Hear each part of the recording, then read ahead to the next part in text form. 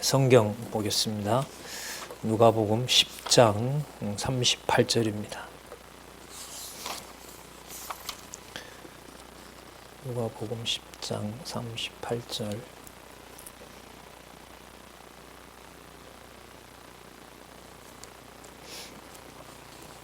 제가 읽겠습니다.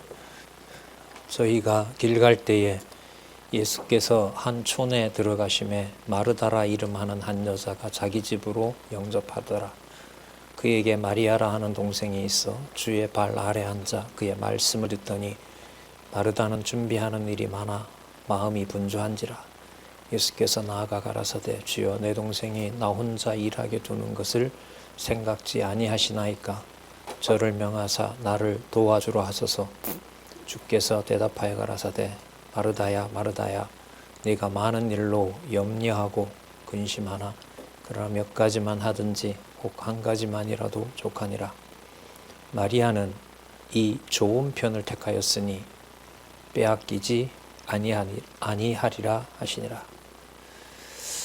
네, 우리 교재는 성경 강론 14권입니다. 7446페이지 보시면 지금 모두 읽었습니다. 누가복음 10장 38절부터 42절까지 예수께서 하나님 나라의 백성은 말씀을 듣는 것을 좋게 여긴다는 사실을 알려주는 내용입니다.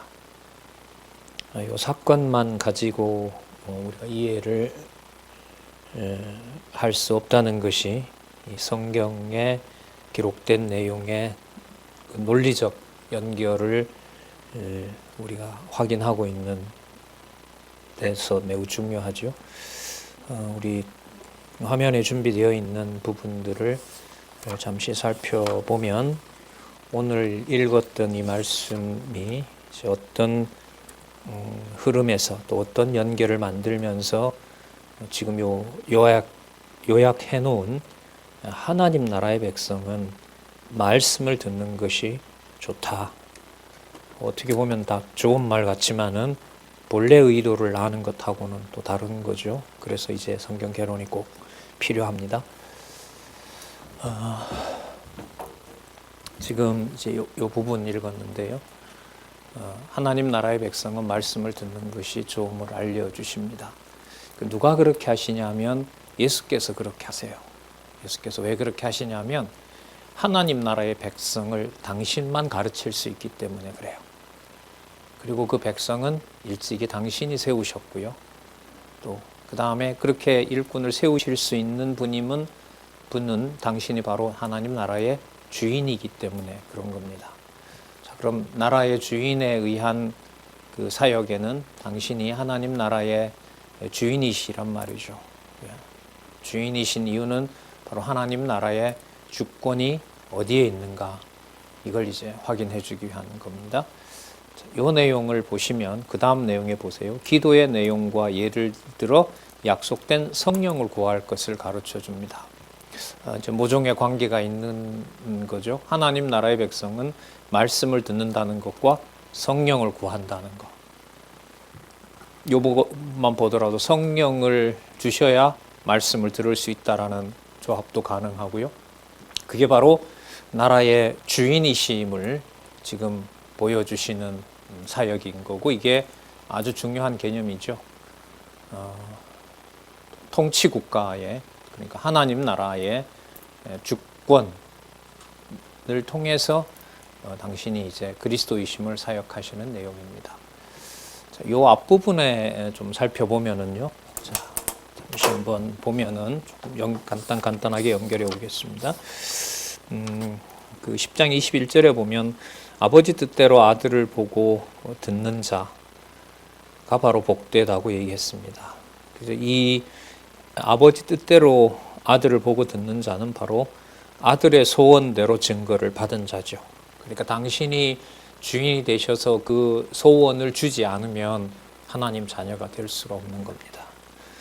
그리고 그런 자가 유대인들이 생각하는 그런 기준의 백성이 아니에요.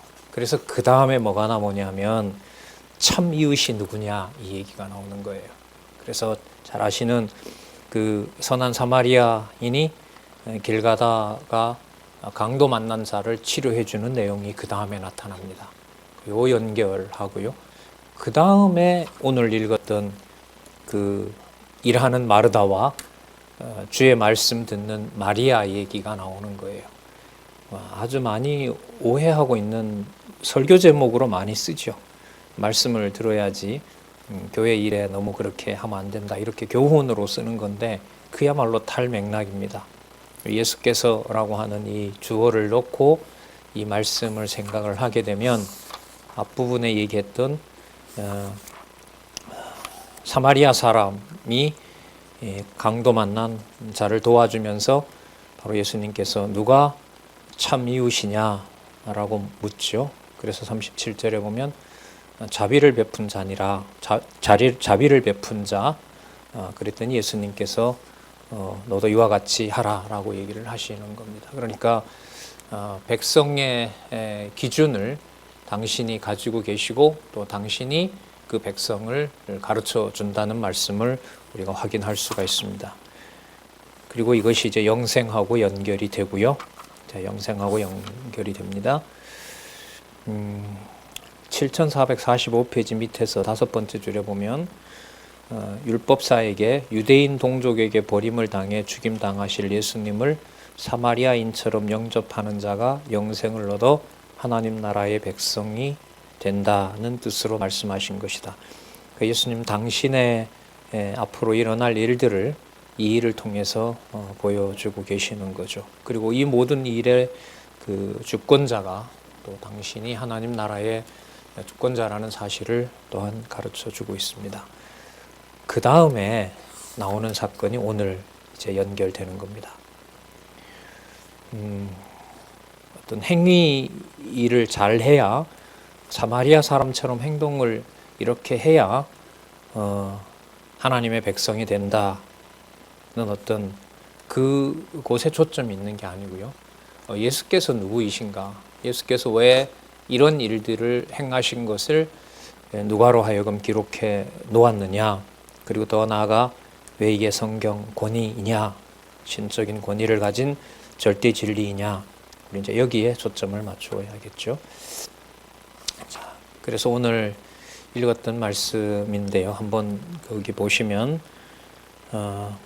마리아가 39절에 보면 주의 발 아래 앉아 그의 말씀을 듣더라. 주의 말씀을 듣는 거죠. 주의 말씀을 듣는 행위를 예수께서 강조하시면서 당신이 나라의 주인이고 나라의 백성을 당신이 가르친다는 거죠. 그 앞부분에 나왔던 사건에 보면 사마리아 사람이, 유대인도 아니고 레위 지파도 아닌 사마리아 사람이 참 하나님 나라의 백성이라는 사실을 본인이 알려주죠. 유대인의 기준하고는 다르잖아요. 유대인이 봤을 때는 자기네들이 그 진리의 기준이지만 예수님이 보실 때는 그게 아닙니다. 왜냐하면 예수님은 하나님 나라의 백성을 당신의 주권으로 골라내고 또한 또 세우시고 또한 가르치시기 때문에 그렇습니다. 그리고 그 영생과 관련해서 주의 말씀을 듣는 것과 관련을 시킵니다. 그러니까 표면적으로 보면 마르다도 예수님을 영접하고 있고요. 어떻게 보면 그의 뜻에 순종하는 행위를 하고 있고 마리아도 그렇게 하고 있는 겁니다. 그럼 그 두 가지 사안에 대해서 예수께서 이렇게 말씀하시는 것은 당신이 바로 나라의 백성을 가르쳐 줘야만 누가 참 백성인지를 알 수 있다는 거죠. 그런 주권이, 또 올라가면 노란 글씨, 나라의 주권에 의한 이 사역을 당신이 하시기 때문에 그렇습니다. 그래서 내가 나라의 주인이다. 하나님 나라의 주인이다. 이게 말씀을 통해서 깨닫게 하지 않으면은 그걸 알 수가 없는 거죠. 다 이제 성경의 문자를 듣고 하나님 나라의 일을 한다고 하지만은 얼마만큼 누가 어떻게 하시는지는 바로 나라의 주인 되신 분이 그 백성들을 모으기도 하고 또 흩어버리기도 하고 세우기도 하고 무너뜨리기도 하고, 가르친다는 말은 다른 말도 포함하는 거죠. 가르쳐주지 않는다는 말도 포함하는 겁니다. 자, 그러면서 42절에 보시면은 자 41절에 보면 마르다 보고 그러죠. 많은 일로 염려하고 근심한다고 그러죠. 참 이런 일이 얼마나 많아요. 마음 졸이면서 교회 관련된 생각도 하고 마음도 쓰고 그야말로 염려도 하고 근심도 하잖아요. 여기에서 하나님의 백성, 하나님 나라의 백성이라면은 하나님의 뜻이 무엇인지를 분간하게 하고 하나님의 말씀을 듣도록 하나님께서 인도해 주셔야 되죠.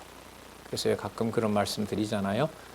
몸과 특히 정신 상태가 혼란하더라도 인간적인 일들 때문에 말씀을 들을 수 있게는 해주십시오. 하나님 그 여유는 뺏지 말아 주십시오. 이제까지 공부하도록 하신 게 인간적으로 생각을 하면 너무 안타까우니까 너무 아쉬우니까 말씀은 듣게 해주십시오. 이런 말씀 가끔 드렸는데요. 42절에 보면 마리아의 경우를 마리아에 대한 칭찬이 아닙니다. 그리스도가 하나님 나라의 백성을 가르치는 바로 주인이다라는 것을 생각을 하셔야 됩니다. 그게 근본 목적입니다. 이 좋은 편을 택하였으니 빼앗기지 아니하리라. 이게 여러분 앞에 나왔던 뭐하고 관계되죠? 율법사가 물었던 영생하고 관계되죠. 그러니까 빼앗기지 않는 가치. 이게 바로 앞에 나왔던 영생이라고 할 수가 있겠죠. 그리고 그것이 좋다고 얘기를 합니다. 그러니까 말씀 듣는 것이 좋은 건데 그 좋은 것을 주인이신 예수께서 하셔야 되는 겁니다. 해주신다는 겁니다. 왜냐하면 당신이 하나님 나라에 뭘 가지고 있기 때문에 주권을 가지고 있기 때문에 그렇다는 거죠. 그래서 이 사역의 나라 사역의 본질이 이 땅에서 이루는 일이고 수고하는 또 염려하고 근심하면서 이게 참 잘 차려야 되는데라는 근심하는 마리아와 아랑곳 없이 주께서 무슨 말씀하시는지를 듣고자 하는 이 마리아의 이 행위를 통해서 이 지상에서 분명히 일어난 사건이지만 그 사건은 어디에 속한 나라를 통치하는 누구의 사역을 증거하는 것이다? 하늘에 속한 나라, 하나님 나라의 통치자, 주권자이신 그리스도의 백성 세우는, 백성을 가르치시는 바로 주인된 주권을 얘기하려고 하는 것이 바로 이 말씀이다. 이 부분만 가지고는 말할 수 없는 것이고 앞부분에 나타난 사건으로 연결을 했을 때 이렇게 됩니다. 그러면 그 다음에 나오는 기도의 내용과 예를 들어 약속된 성령 구할 것이다라는 것은 이 단락의 지금 네 번째 예거든요. 네 번째이기 때문에 이제 공부 방식인데요. 이 세 가지가 이 주제에 부합하고 그리고 또 위로 가서 나라 사역, 예수가 그리스도라는 것으로 연결이 되면 이 네 번째 나오는 것은 되게 기대가 돼요. 왜냐하면 이 부분이 선명해졌기 때문에 여기 나오는 내용들은 당연히 나라의 주권, 나라의 주인, 나라 백성을 가르치심이라는 이 내용하고 관계될 것이다 라는 그 기대를 가지고 요 밑에 본문을 보게 되는 거예요. 그러니까 이게 연결이 되지 않으면 각각 다 떨어져요. 이걸 이제 우리가 많이 확인을 하지 않았던 거죠. 그리고 이 연구가 이제 앞으로 더 치밀하게 진행이 되면 곳곳에 많은 이런 부분들을 뭐 수천 군데나 되니까요. 한 1000개 넘을 겁니다. 이렇게 요약해 놓은 게. 이걸 다 연결시키면서 성경만 하나님의 말씀이고 2000여 년 전에 완성된 절대 진리의 말씀, 그게 이제 성경 권위잖아요. 그 성경의 권위가 교회를 세우기도 하고 또 교회를 때로는 징계하기도 하고 가짜 교회를 무너뜨리기도 한다. 그걸 우리가 확인할 수가 있을 겁니다. 이로써 말씀을 깨닫게 하고 말씀을 통해서 말씀을 듣지 못하게 하는 그 모든 일들에서 영원하신 하나님, 영존하시는 하나님의 존재를 깨닫게 되는 거죠. 아주 명확한 선과 단순한 논리는 성경의 내용을 논리적으로 연결할 때 그때 만들어진다. 그때 가능하다. 이 모든 일을 성령께서 주관하신다. 이게 우리 성경신학의 핵심입니다. 자, 이 사건이 지난 다음에 예수님께서 기도를 하십니다. 예수님의 일상이셨죠. 기도하시고 그 다음에 마쳤습니다. 유대인의 전통이겠죠. 바깥에서 봤을 때는 유대인들이 정한 시간에 기도하고 예수님은 주로 끝내시고 보통 기도를 하십니다. 자, 어쨌든 여기서는 기도하고 마쳤을 때 제자 중 하나가 묻습니다. 요한도 기도를 가르쳐 주었는데 선생님께서도 우리에게 기도를 가르쳐 주십시오라고 얘기를 합니다.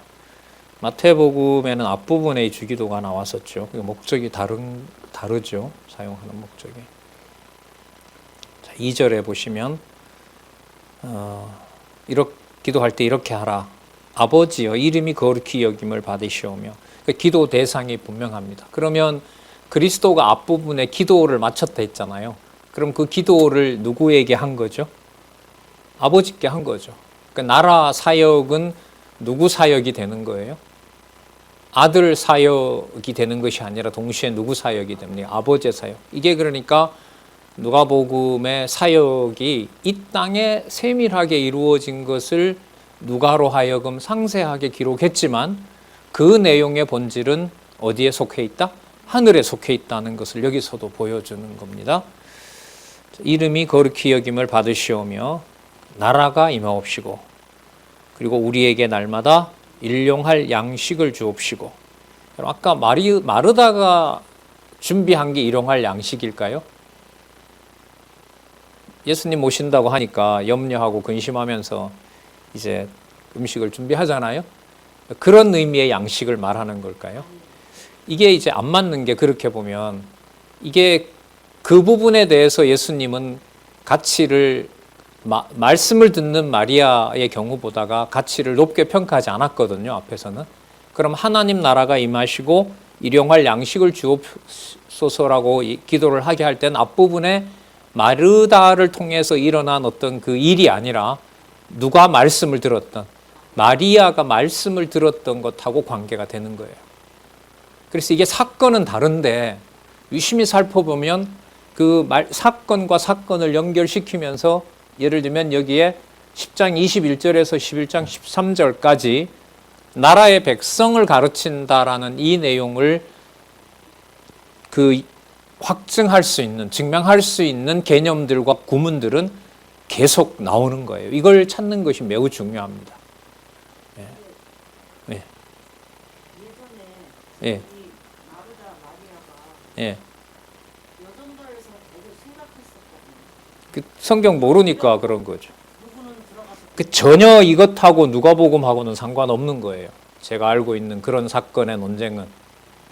왜냐하면 그 사건은 일단 누구 주어부터 시작했죠? 사람 주어부터 시작하죠. 그러니까 근본적으로 그 논의는 성경신학에서 특히 누가복음에서 말하는 이 진리와는 무관한 사건이었습니다. 저도 들어서 알고 있거든요. 그래서 지금 이렇게 말씀드리는 거예요. 전부 다 잘못입니다. 인간적으로 얘기하면. 뭐 하지 않은. 몇 가지도 연결하지 않고 무슨 일이 크냐고 그 어리석은 논쟁을 했으니 그게 무슨 소용이 있겠어요. 성경신학과는 무관한 겁니다. 그래서 이렇게 좀 조심스러운 게 아니라 저도 그 얘기를 알고 저도 이제 지방에서 할 때 이런 경우가 많았습니다. 하도 그게 세뇌가 돼가지고 담임 목사들이 여전도회를 장악할 때 쓰는 방법 아니에요. 이거 솔직히. 그걸 장안중앙교회 여전도회에서 그걸 놓고 논쟁을 했다? 앞으로는 꺼내지 마세요. 쪽팔리니까. 창피한 일입니다. 이렇게 공부 안 했습니다라는 말을 권사님이 지금 떠올려 주신 거예요. 제가 볼 때. 자, 그래서 지금 이 네 가지 사건을 연결시키는 부분을 말씀을 드리는 거예요. 근데 이게요, 하도 머리에 이게 있어서 이 부분만 오면 앞뒤가 다 잘라져요. 여러분 그런 거 못 느끼세요? 이렇게 성경에 대해서 하도 그 부분은 강하게 각인된 것은요, 연결해 가다가도 막 두려워져요. 저도 그런 부분이 많거든요. 막 몸부림을 치죠. 메모를 하고 막 빨간 줄을 긋고 그런다고 뭐 그렇게 하는 과정을 통해서 깨닫게 할 수는 있으니까. 자, 이 내용을 뒤에 나오는 기도 내용하고 연관을 시키면 예수께서 나라의 백성을 가르치는 사건이 그 사건의 본질입니다. 그러니까 자기 한 일이 옳다는 걸 써먹게 되면 그건 말씀에 의해서 세워지는 것이 아니라 뭐 하는 거죠? 여기 나오네요. 말씀에 의해서 세워지는 것이 아니라 뭐 하는 거죠? 넘어지는 거죠. 그리스도 잃어버리면 넘어지는 거죠. 딴 거 있겠습니까? 그러니까 이게 사람이 생각하는 어떤 그런 편한 일로 교회 일의 어떤 그 확대와 성장 이렇게 설명하기가 어렵습니다. 그 내용을 성령께서 오신 뭐 그 사도행전부터가 아니라 그리스도께서 말씀하신 내용들을 기록해 놓은 이 복음서만 보더라도 그걸 예수께서라는 주어를 다 확인하는 그런 연결이 아니면 세상에 속한 것으로 갈 수밖에 없습니다. 저도 마찬가지고. 그래서 이게 참 보면 볼수록 감사하고 또한 조심스럽고 이런 생각이 자꾸 듭니다. 예.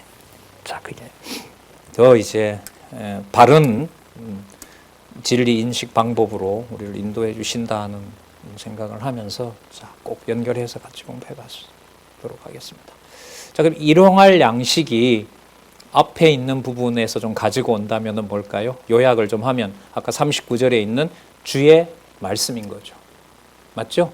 예, 요 사건과 연결시키면 그 다음에 그 주의 말씀을 주옵시고 그리고 우리가 우리에게 죄 지은 자 모든 사람을 용서하오니 이 용서 문제는 마태 마가를 이미 다 지나왔고 그 다음에 여기서 이제 용서는 하나님께서 누구를 세우죠?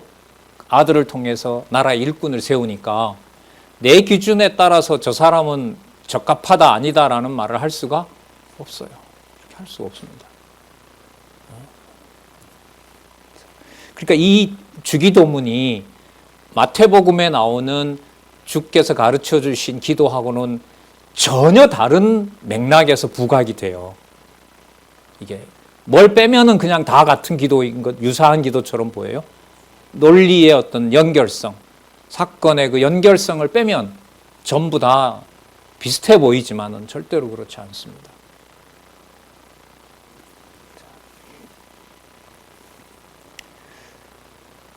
우리가 우리에게 죄 지은 모든 사람을 용서하오니 자, 우리 죄도 사하여 주옵시고 이건 좀 설명을 잠시 드리면은 다른 사람의 죄를 용서한다고 해서요. 내가 가진 죄도 당연히 용서되는 게 아닙니다.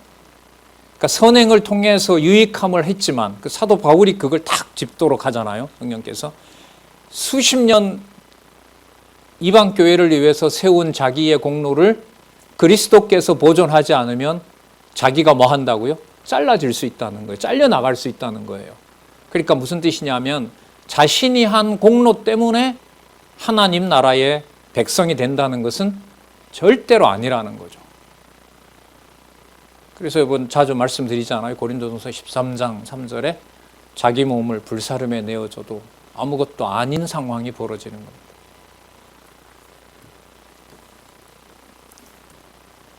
우리 죄도 사하여 주옵시고 우리를 시험에 들게 하지 마옵소서 하라. 자, 그 다음에 또 다른 예를 들어요. 예를 드는 내용은 다르더라도 앞에서 계속 연결되는 것하고 관계가 돼야 되겠죠.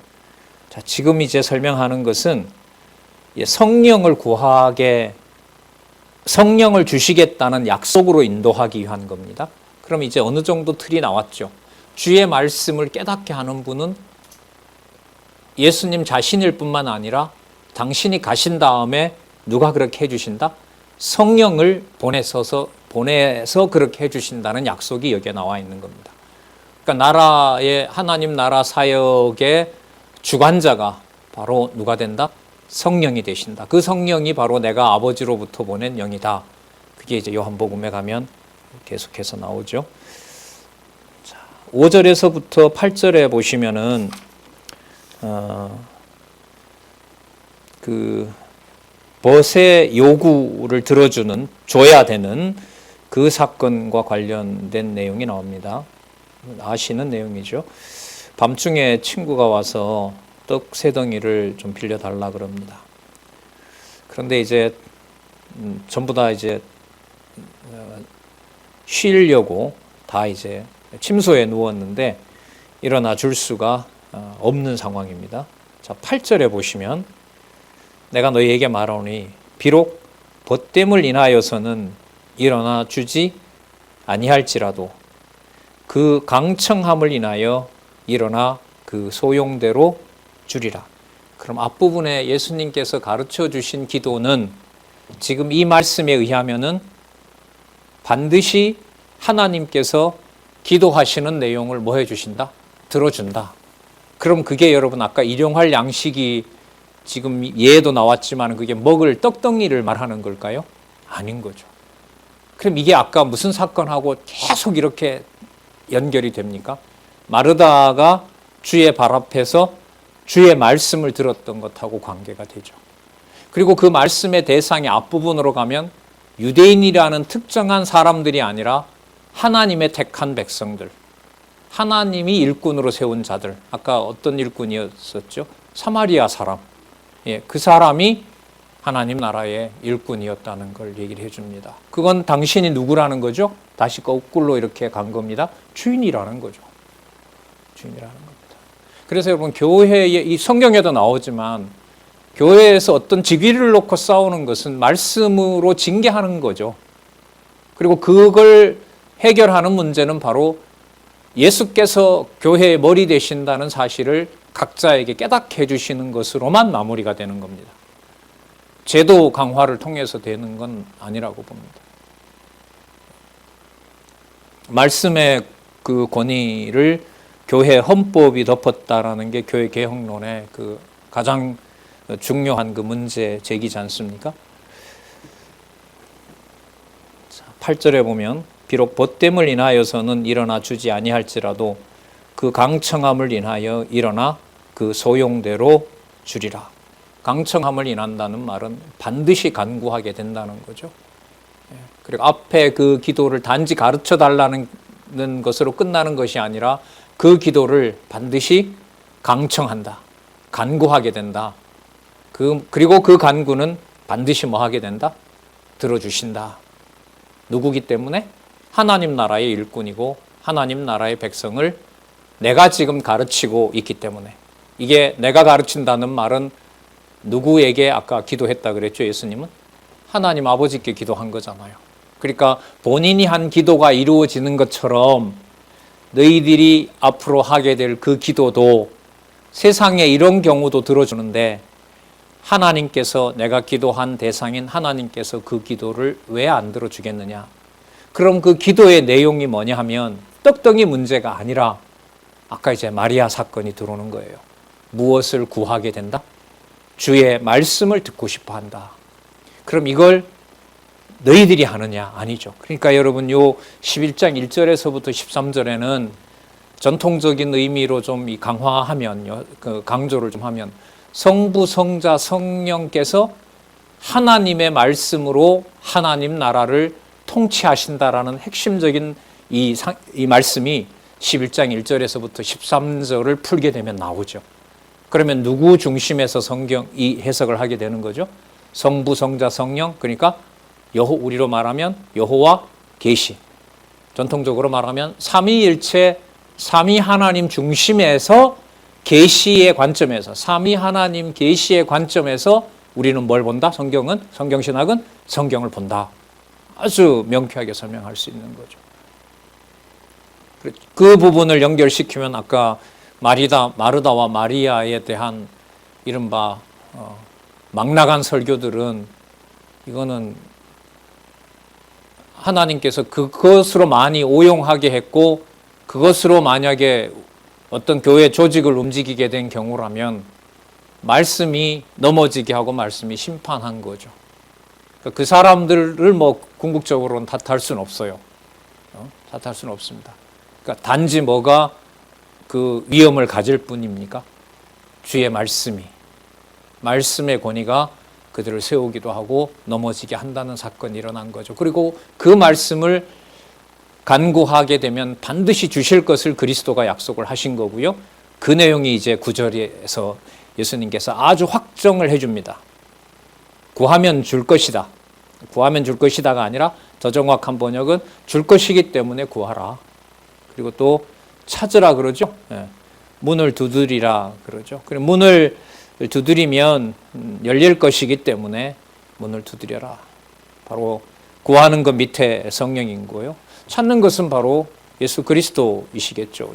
여기 주석에 다 나옵니다. 그 다음에 문을 두드리라. 이건 천국 문이겠죠. 이 맥락으로 봤을 때는 어디죠? 하나님 나라에 속한 백성이 되도록 하는 겁니다. 그러면 이 구하라, 찾으라, 그 다음에 두드리라. 이 모든 내용들은 예수께서 아버지께 기도하신 것을 아버지께서 예수님 자신에게 이루어지는 것처럼 내 백성, 하나님 나라 백성들에게도 구하게 되면 그 모든 것들이 내가 아버지께 기도한 그 내용대로 전부 뭐 한다? 다 이루어지게 된다.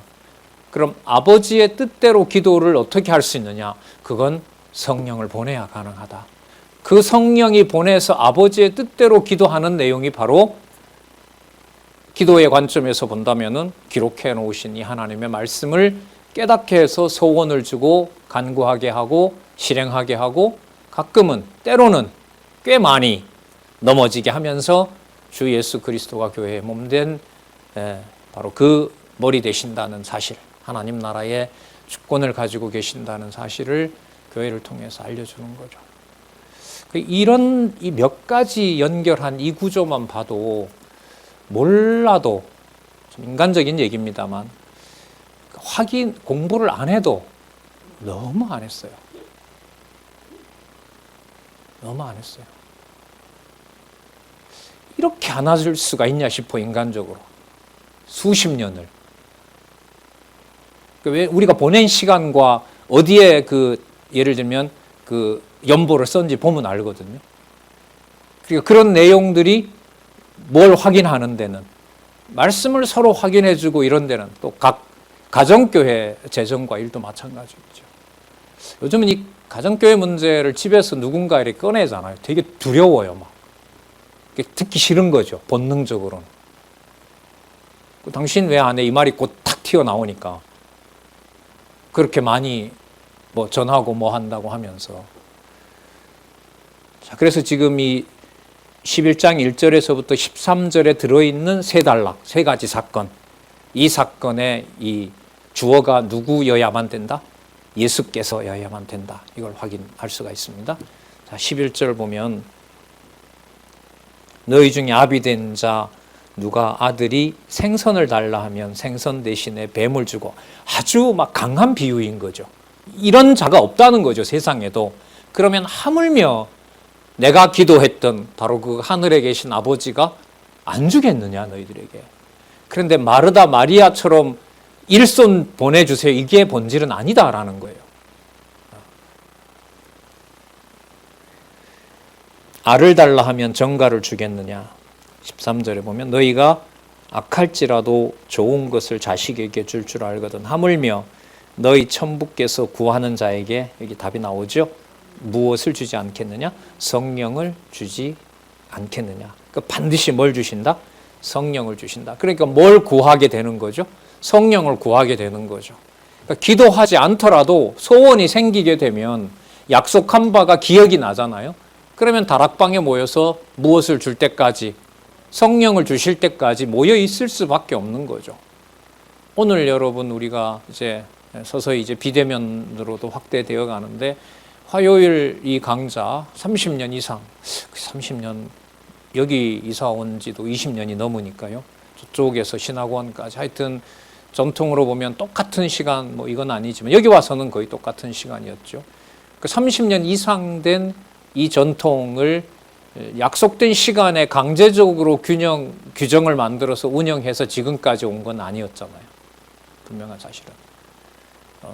그걸 위해서 수고하고 애쓰신 분들도 많이 있지만, 자, 그러면 그게 하나님의 말씀을 듣고 싶은 마음을 주시고 그걸 하나님께서 그런 모임으로 또 계속해서 강의하기 전에 강론집을 쓰게 하시고 강의 마치면 다시 또 강론집을 쓰고 그 다음 시간을 준비하고 쓴 내용은 다시 또 전달하고 그 내용에서 이제 성경의 권위를 성령께서 확증해 오신 역사라고 할 수가 있겠죠. 그럼 여러분, 성령을 그럼 주고 안 주고 하는 권한은 우리가 달라하지 않는다, 여기에 달려 있을까요? 그렇게 말을 할 수가 없죠. 그럼 그 다음 지금 내용이 상당히 강하거든요. 11장 1절에서부터 3절 이 내용이 나라의 백성을 가르쳤는데 가르친 내용으로 보면 반드시 하나님께서는 성령을 주신다. 성령을 주신다. 그리고 그 성령을 주지 않으면 내 백성이 아니고 내 일꾼도 아니다. 어떻게 그런 말씀 하실 수 있습니까? 내가 나라의 주인이기 때문에 그렇다. 그래서 시간세계에 오셔서 기도하신 그 장면은 하늘에 계신 아버지의 뜻을 구하고 그 뜻을 아버지가 확증해 주는 것에 대해서 아들이 맞습니다. 그런 기도 나오죠. 예수님 그 장면이 많이 나오진 않지만 바로 예수님 기도의 결론은 그게 아니겠습니까? 아버지 하나님, 천지의 주제이신 아버지 감사합니다. 지혜로운 자들에게는 숨기시고 어리석고 미천한 자들에게 이걸 깨닫게 하는 것이 누구의 뜻입니다? 아버지의 뜻입니다. 누구의 뜻을 확인합니까? 하나님의 뜻을 확인하는 거죠. 그래서 우리가 성경에 기록된 이 내용들을 모르면 무엇이 이루어지고 무엇이 넘어지고 또 안 이루어진 일이 왜 안 이루어지고 왜 저런 모양으로 드러났고, 물론 이거는 어디까지나 그 중심이 교회인 거죠. 또 주변 세상에 대한 통치도 성경에 물론 나오지만 핵심은 교회의 7 그 계시록에 나오잖아요. 교회에게 주신 이제 말씀이고 택한 이스라엘 백성에게 주신 거니까요. 그 말씀들을 하나님께서 이루어 주시고 그걸 꼭 약속한 대로 성취해 가신다는 거죠. 당신의 방법대로. 그래서요. 그 다음에 11장 14절로 넘어가면 한번 보세요. 내용 적은 부분을 먼저 볼게요. 요 위에 제목보다 나라의 대적을 뭐 합니까? 책망하죠. 그럼 나라의 대적은 자기 스스로가 됩니까? 성령을 줘서 깨닫지 못하게 되니까 대적자가 되는 겁니까? 그래야 뭐하고 맞아요? 권세하고 맞죠. 그래서 참 인간적으로 이 제목들 참 신중하고 계속 거듭거듭 무엇을 확인하면서 이 제목을 확인할까요? 성경 본문을 확인하면서 이 제목을 확인한 거죠. 그래서 성경 본문에 대한 이 따라간 이 부분들이 이제 좀 익숙해졌을 때 딱 보면 이제 이렇게 논리적으로 이렇게 쭉 풀려 나가는데, 그렇지 않으면은 이 내용을 들었던 이 내용들만 그냥 굵직하게 남아 있어요. 그러나 실제로 어떤 딱 삶에 직면하게 해서는 이 양식들이 작동하지 않는 거죠. 자, 물론 그걸 통해서 이제 말씀을 듣게 하시는 섭리이시지만은요, 여기 보시면 하나님 나라를 반대하는 자, 앞부분에 뭐가 나왔죠? 성령을 주시지 않으면 하나님 나라 대적자가 되는 거죠. 누구에게 얼마만큼 주느냐, 그건 우리 사안은 아니에요. 전해진 여러분 성경 신학이 어디에 어떻게 정확하게, 그건 여러분 우리 사안은 아니잖아요. 하나님 같이 하게 한 만큼 기뻐하고 하나님 살아계신 그 능력의 영광을 우리가 찬양할 뿐이죠. 자, 그러면 이 네 가지는 대적을 책망하는 거죠. 그러니까 무엇도 주실 뿐만 아니라 성령을 주셔서 주의 말씀을 그대로 따르고 그걸 간절히 구하고 아버지의 뜻이 이루어진 것을 찬양하게 할 뿐만 아니라 나라의 대적은 뭐 하시는? 책망하시는 권세를 가지고 있습니다. 자, 그리고 다시 돌아와요. 나라의 백성은 뭐 하세요? 격려하세요. 그럼 여러분 아까 우리 11장에서부터 확인했던 것하고 쫙 연결이 돼야 안 돼요? 되죠. 그럼 본문이 기대가 되는 거예요. 이렇게 확인하지 않으면은 어느 날 갑자기 본문 읽으라고 해서 되는 게 아니에요. 잘 안 되더라고요. 저도 이제 큰 틀에서 잡고 강의는 가능해요. 그러나 시간의 여유를 가지고 많이 보고 확인하고, 야, 진짜 말씀이 이런 거야 라는 어떤 그런 시간을 하나님이 좀 주시기를 원하는 거죠. 강의는 진행이 돼도 이 말씀에 대한 깊이 있는 어떤 이 생각이라든지 그런 시간 갖는 것이 없을 때 참 안타깝기도 하고 안타깝기도 하고 그래요.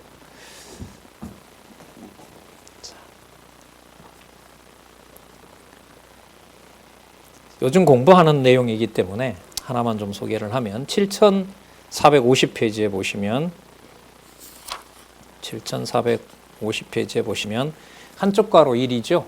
나라의 주권에 의한 나라 주인에 의한 사역과 관련된 구약 근거를 들고 있는데 7450페이지에 거기 보시면 이건 이제 양쪽 가로겠죠. 11장 13절까지였으니까 여기 나라의 주인에 의한 사역에서 아까 양쪽 가로 나라의 백성을 가르친 그 내용이죠. 10장 21절에서부터 11장 13절 거기에 구약 근거를 한번 보실까요? 7450페이지 어디서부터 어디까지죠? 7450페이지 밑에서부터 하나, 둘, 셋, 넷, 다섯, 여섯 번째 줄 출애굽기부터 창세기도 아니고 이게 출애굽기부터 어디까지예요? 말라기까지. 어떻게 할까요, 이거? 왜 창세기도 아닌 기왕 넣을 거면 창세기부터 다 넣으면 되는데 왜 출애굽기부터 말라기일까요? 이건 이제 연구해야 되고 과제인 거예요. 공부해야 될 과제예요. 그래서 이 부분을 여러분들하고 지금 목요일 날 제가 같이 이제 공부하고 있습니다. 답은 그 한 줄에 나와 있어요. 여호와 하나님께서는 구약 시대 모세를 비롯한 제사장들과 왕들과 선지자들로 이스라엘 백성을 뭐하도록 가르치도록 하셨던 내용이 구약 출애굽기부터 나옵니다. 확인해 주시기 바랍니다. 자, 이 부분 우리가 세미나에서 지금 하고 있으니까요. 그때 또 상세하게 공부하도록 하고 자, 나라 권세에 의한 사역으로 가서 살펴보겠습니다. 나라의 권세에 의한 사역은 당신의 권세를 가지고 있으니까 대적자들을 책망하고 백성은 어떻게 합니까? 보호해주는 그리고 격려해 주신다는 말씀이 나옵니다. 먼저 나라의 대적을 책망하는 내용을 보도록 하겠습니다. 그러니까 성령도 주지 않고 성령을 주지 않으니까 아버지의 뜻도 구하지 않게 되고 아버지 뜻도 구하지 않게 된 그들을 뭐하고 심판해버리고 이렇게 됩니다.